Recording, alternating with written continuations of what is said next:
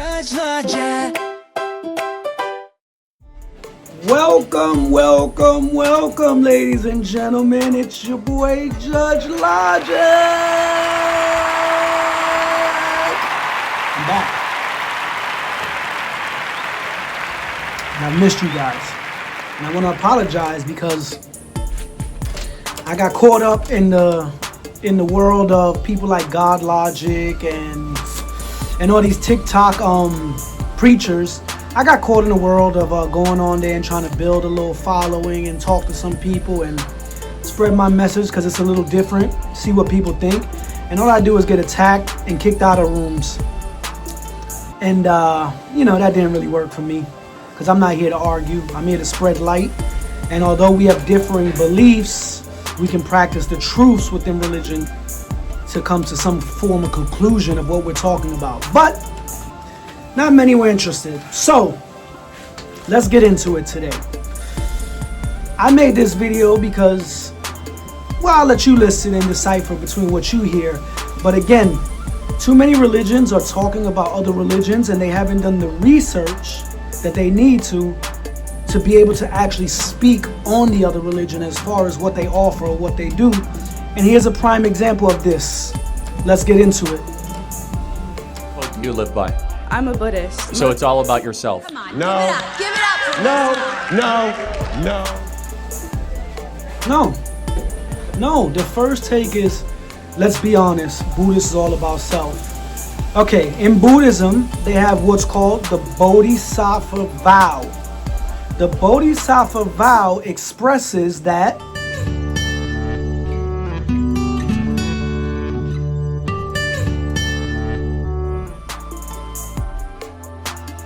a practitioner not only seeks enlightenment for self, but the Bodhisattva vow is that I am seeking enlightenment so that I can enlighten everyone else.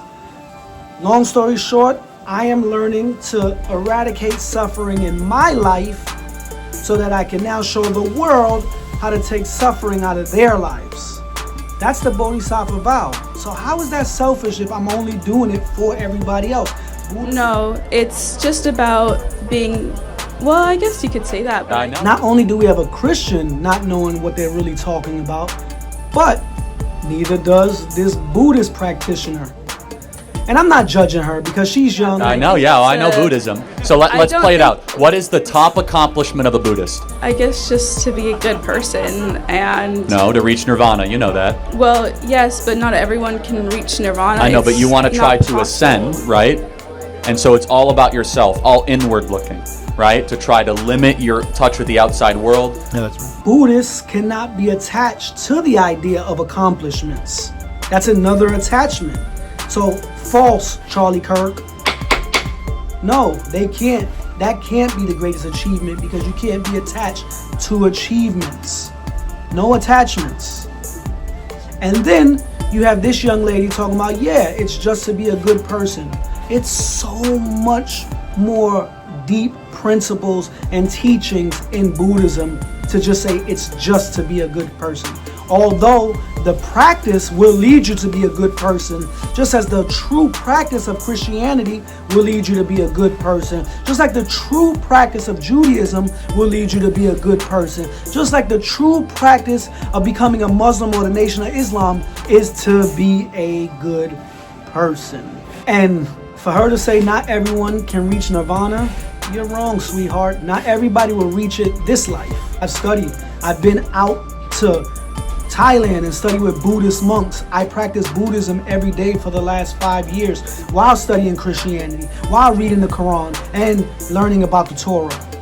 Now we have another Christian chiming in who clearly hasn't studied Buddhism, chiming in to tell about his feelings about Buddhism. And you got Charlie Kirk. I know Buddhism. So No, you don't. Look at how you're talking about it. You don't. And again, we shouldn't be telling the world we know something that we haven't studied thoroughly. You know what I mean? If I pick up a book on trading and stocks and I read 2 chapters out the book, I can't go around saying I'm a professional on trading. No, that's very true. The issue is attachment. Attachment is the evil. Even love itself is threatened by the doctrines of Buddhism. We have Now, another terrible expression of Buddhism. Love is threatened by the doctrines of Buddhism? I want to ask you, have you ever heard of the loving awareness practices?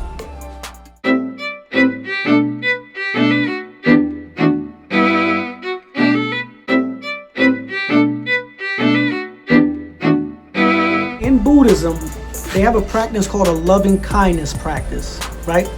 It goes deep. It's basically to get you to cultivate love in your heart, because some people have trouble giving love to the world. So here's an example of one of the practices you do in this selfish Buddhism religion.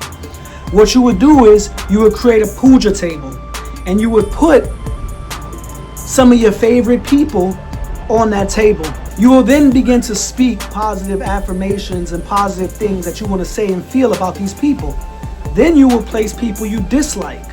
For instance, a Hitler or your co-worker or a Donald Trump or somebody in the limelight. I have nothing against these people. I'm just saying somebody at that level who you dislike, and you will repeat the same things for those people. They even said in one of the practices that if you have a problem and it's so hard for you, they used the people from 9/11 and they had a group and they said, can you say something nice about the people who blew up the towers? And they were like, of course not, especially the people who had family or friends who were affected by that. And you know what the Buddhist practitioner said? He said, well, at least you can say, I hope their hate is eradicated from their hearts. And as you do this over time, they're trying to cultivate loving kindness. How could that be selfish or against love or any of that? Now, God is love. In Christianity, right, we know the truth about God. He is love. Even that itself is not a good thing. Buddha. It's funny when we get to debating, we dumb down God so much in saying God is love.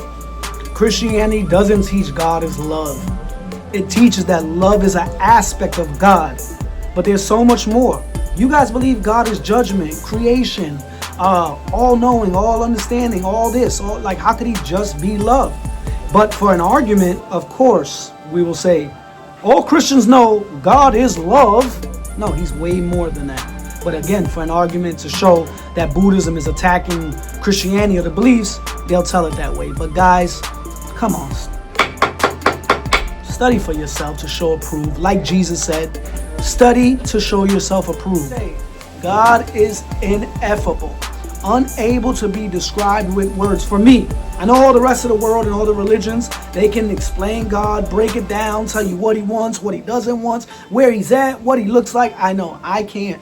I have no problem saying I don't know. Buddha himself, it said, left his family, left his children to go on his spiritual pilgrimage. He's the father who abandoned his kids in pursuit of this ideal. Buddhism. First off, because the Buddha did what he did, millions of lives have been touched in a positive manner because of that. So it's not he did it just for him. He did it for millions of people. And that sounds a lot like when Jesus walked past one of the disciples and the disciple said, my mother and father just died, and Jesus said, let the dead bury the dead. If you don't understand attachment and Buddhism, that sounds like a mean statement to tell somebody, hey, forget your dead parents, follow me. But if we understand what he was really saying when Jesus said that, let's get back on your horse. Get back to following love, peace, joy, happiness, faith, trust, because worrying and crying about your loved ones that went on is a waste of time. It's not going to bring them back, you know? So the teachings sound pretty similar, except when you have Christians that just want to prove that my Jesus is the one. He's the best. It's him. Instead of understanding to know me is to know my ways. And if you know the ways of Jesus, then you know him. He said it. Not just saying the name, that's not enough. There's plenty of bad people saying that. Hitler was a Christian. Buddhism is very self-centered. It's very lack of love inherently. I know it has good PR. I know people feel good about it. And there's elements that seem nice. But when you dig beneath the surface, there is a rot at the bottom. What you need is Jesus.